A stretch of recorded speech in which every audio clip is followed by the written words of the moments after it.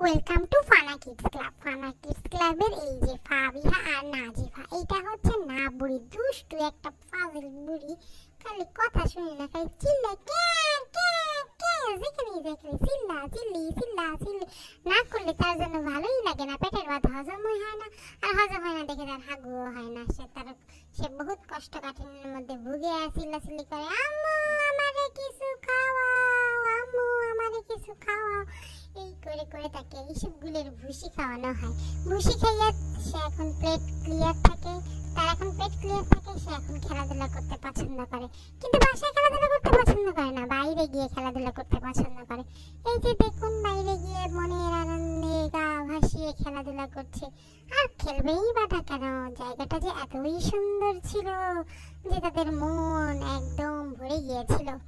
যাই হোক, তাদের মন ভরানোর জন্য এরকম একটা জায়গা আমরা খুঁজছি। আপনারা যদি কোনো সন্ধান পান, কোনো সহৃদয়বান ব্যক্তি যদি এমন কোনো জায়গার সন্ধান দিতে পারেন, তাহলে কমেন্ট বক্সে আমাদেরকে জানিয়ে দিবেন। আমরা সেখানে গিয়ে ভিডিও করব এবং সেই ভিডিও আবার আমাদের চ্যানেলেই আপলোড দিব।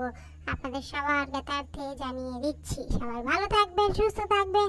আল্লাহ হাফেজ।